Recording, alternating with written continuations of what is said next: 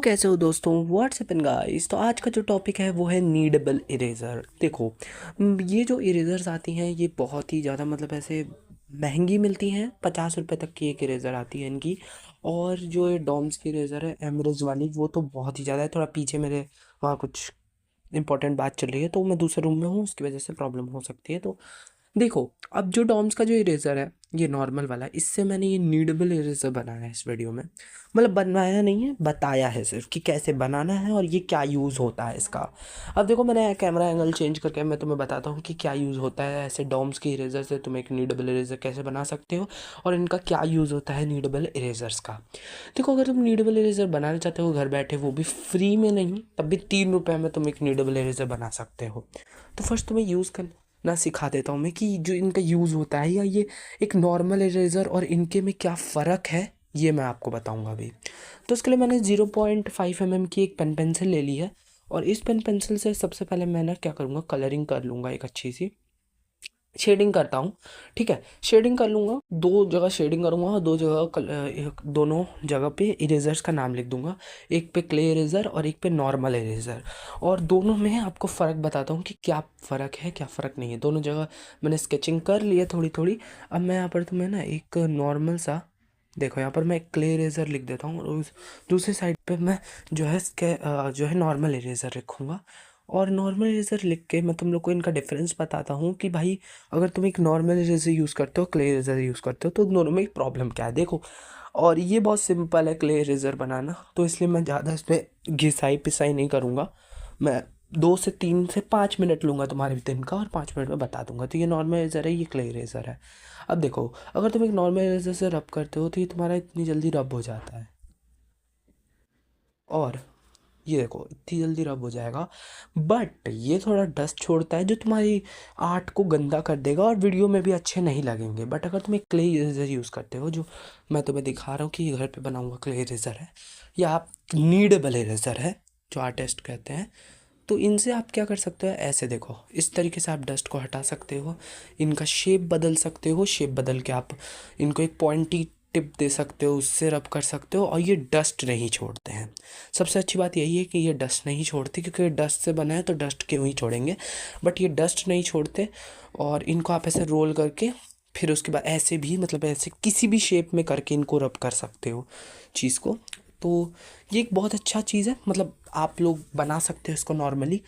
और देखो, ऐसे करके कैसे भी रब करोगे और उसके बाद अगर ये गंदे हो जाते हैं तो आपको बस इनको तोड़ तोड़ के 2-3 बार तोड़ के वापस जोड़ना है, ये अपने आप ही साफ़ हो जाएंगे।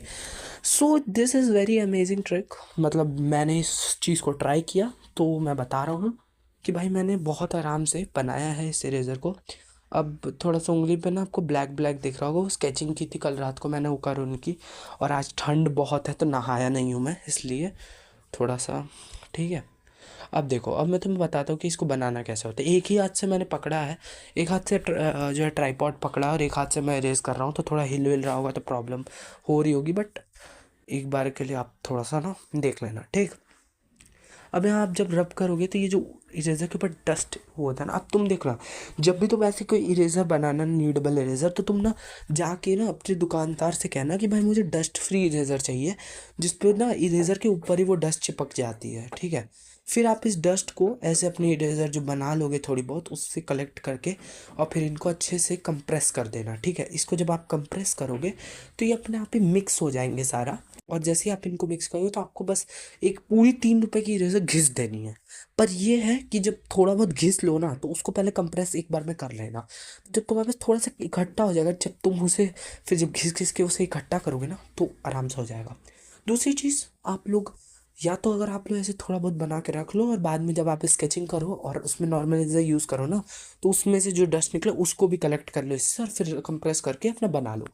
तो बस मैं इसमें 2-3 बार बता दे रहा हूँ तुम लोग कि कैसे तुम लोग क्या चीज़ करके तुम इनको जल्दी जल्दी बना सकते हो। जब तुम स्केचिंग करते हो तब बना सकते हो, इरेज करते हो कोई भी चीज़, स्कूल में इरेज कर रहे हो, इनको ले जाओ बस जाके वो चीज़ इकट्ठा करो, इकट्ठा करके कंप्रेस करके रख लो।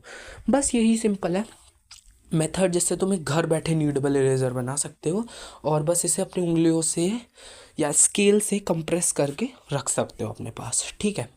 और बाकी तुम्हारे यहाँ पर 3 रुपये से 50 रुपये तक की जितनी भी मैं तुम्हारा ऑलमोस्ट ₹47 बचा लिए। और समझ सकते हो भाई कि ₹47 में भाई हमारे बहुत सारे मटेरियल्स आ जाएंगे।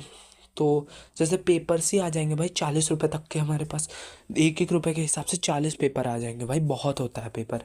ठीक है, सो आज के लिए बस इतना ही।